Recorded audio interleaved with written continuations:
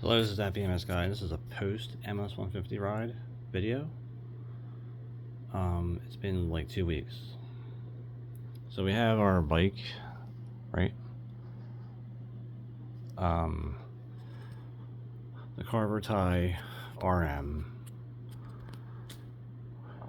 rode perfectly fine. Actually, I wasn't very fatigued at all, and I felt better as the day went by. I think what happened is that the Century loop is usually the slow part, but once I get past that, it's like, oh, we're almost to the end, so let's ride as fast as I can. I was seeing lots of situations where people were getting flat tires. What is the lesson learned on that is top off your tires before a ride like that. Have fresh tires so you know there's nothing in them to make a flat in the first place from previous rides. That is why I always have new tires for that ride. And I would do the same thing to maybe if I did the ACS ride, the American Cancer Society ride, or the riders for the badge now. It used to be called Tour de Shore, the Irish pub Tour de Shore. I'd have fresh tires for the ride just because I don't want to deal with that problem of flat tires. Okay? These aren't tubeless. I don't usually get flat tires, actually. I don't normally get flat tires at all. I recommend a new chain every time, new drivetrain for the most part, because you can break your chain or you can have shifting problems all because of other things. A tune-up before the ride is a good choice also. But yeah, I didn't have any issues with the bike at all. Bottom bracket didn't seize up as I expected. I guess if water was getting into the seat key or the seat post keyhole here, this big humongous hole here. This hole at the bottom of the bottom bracket that I don't feel like it's really showing you, but there's a hole there. If you look at the frame when I first bought it, there's a hole at the bottom. That hole kind of makes it so if water gets in there, it just falls right out. Unlike, other frames. Now the standard frame, the chrome frame kind of locked up the bottom bracket pretty quickly for some reason. And I didn't really ride for water that ride. So I'm not sure what happened with that last year. But the keyhole is just so small on the standards. I don't understand how water even gets in there on those frames. Maybe it's just straight condensation because there's no actually weep holes anywhere. Like on this one, the only weep holes are really basically here, there, and at the ends of these, inside here, inside of things. But the standard, like, there's nothing really to make the water escape anywhere. I mean, if it gets inside somewhere, it just kind of goes right to the bottom bracket and stays there. I don't know what. Yeah, the post ride, the bike was fine. I was fine. I wasn't as tired as I expected to be. I was very mad about the fact that it was sunny and beautiful on the Sunday that I didn't do. Now, maybe just some higher force against me, I don't know, but the last two MS rides kind of were sucking in the weather department. But yeah, I still got the ribbon on there. Maybe I'll just keep it on there for a while. It didn't fall off this time.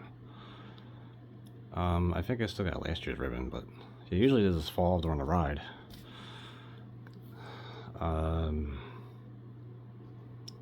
Nothing came loose or anything.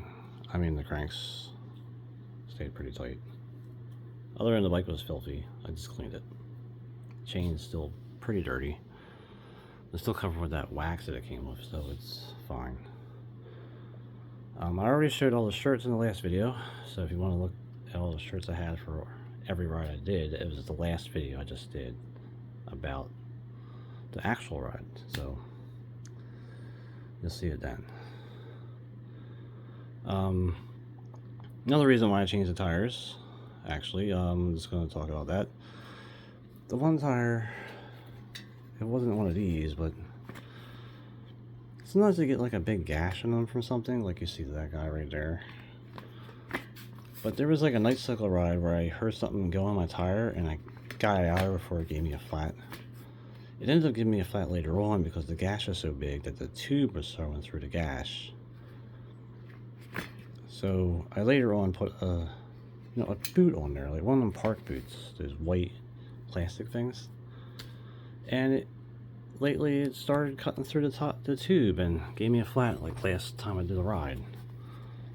I kind of don't like using that plastic thing because of that. So if you look at like the packaging of this box, if it comes apart,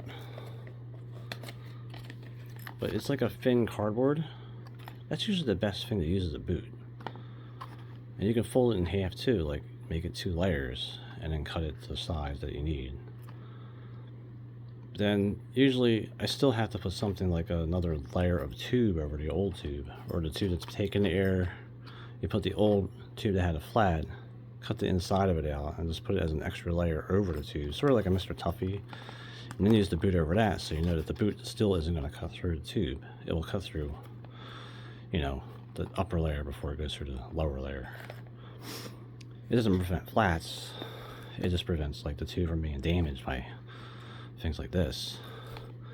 And maybe even the tire can damage it too. So you have to think about things like that. But the preventative maintenance I did to make the ride easy is kind of what got me through it.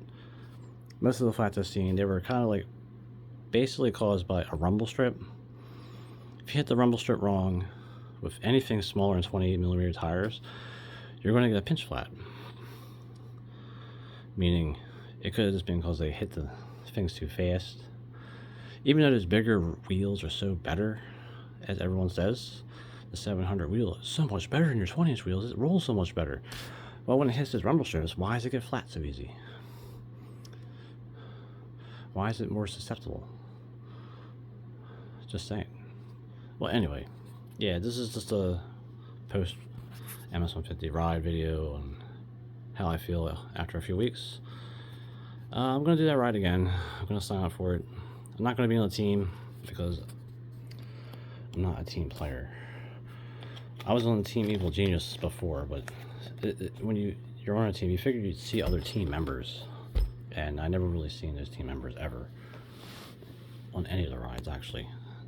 So I just wasn't on the team. Yeah.